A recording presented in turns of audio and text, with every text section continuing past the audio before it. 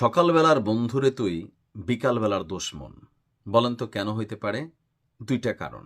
একটা হচ্ছে টাকা পয়সা সম্পর্ক হয়তো ছিল, অথবা ক্ষমতা, অথবা প্রেম ঘটিত কারণ, তাই না?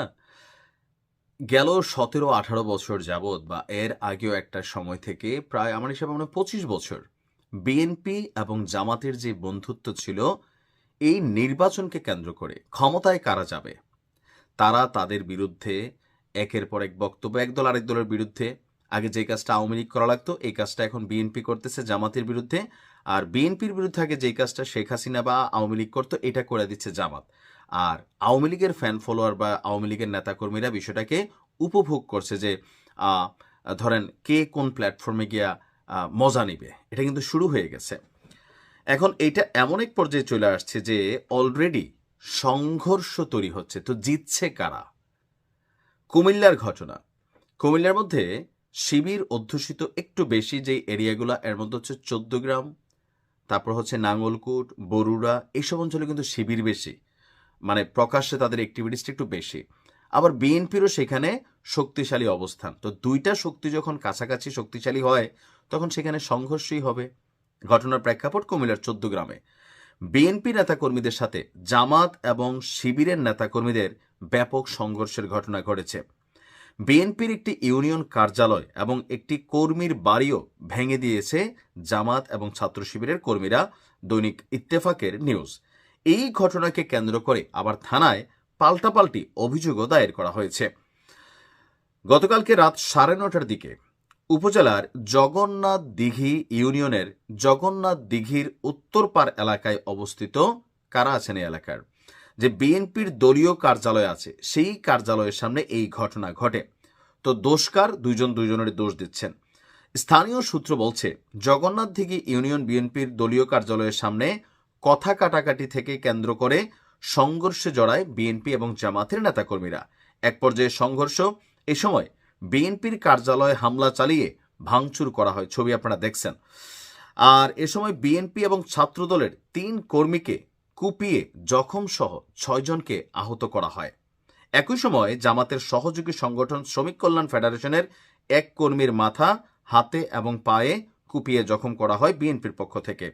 পরে পাশের বিজয়করা গ্রামের বিএনপি কর্মী রাজুর বাড়িতে হামলা এবং ভাঙচুর চালানো হয়।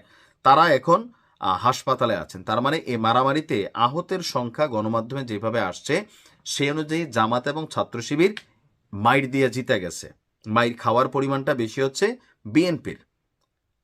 কোপাকুপিতেও জামাতের অবস্থানটা শক্ত আর বিএনপির দুর্বল, মানে দুই দিক থেকে বোঝা গেছে যে এখানে জামাত শিবির আসলে অনেক শক্তিশালী।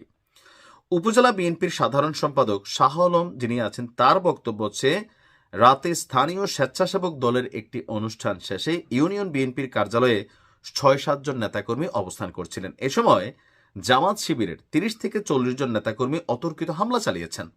এই কথার মধ্যে একটু ফাঁক আছে। তারা ওইখানে বসে আছে, 30 জন 40 জন মানুষ গিয়া সন্ত্রাসী হিসেবে হামলা চাললো, নাকি অন্য কোনো কথা কাটাকাটি ছিল যে একটা পর্যায়ে ঘটনা ঘটল। এরপর বলা হচ্ছে যে বিএনপির কর্মীরা বাধা দিতে গেলে তাদের মারধর করা হয় এবং জামাত শিবিরের নেতাকর্মীদের ধারালো অস্ত্রের আঘাতে বিএনপি এবং ছাত্রদলের 3 কর্মী রক্তাক্ত হয়। এছাড়া আহত আরও 3 জন স্থানীয়ভাবে চিকিৎসা নিয়েছেন। কার্যালয়ে হামলার পর তারা বিজয়করা গ্রামে বিএনপির এক কর্মীর বাড়িতেও হামলা ভাঙচুর করেছেন। তবে এই ঘটনা সত্যি নয় দাবি হচ্ছে 14 গ্রাম উপজেলা জামাত ইসলামের সেক্রেটারি মোহাম্মদ বেলাল হোসেন। তিনি বলছেন যে এই এলাকার বাসিন্দা হওয়ায় বিএনপির নেতাকর্মীদের সাথে জামাতের স্থানীয় বিষয় নিয়ে কথাবার্তা হচ্ছিল। এক পর্যায়ে হঠাৎ করে তারা, মানে বিএনপির তারা, জামাতের যে কর্মী ইসমাইল, তাকে ধারালো অস্ত্র দিয়ে কোপাতে শুরু করে।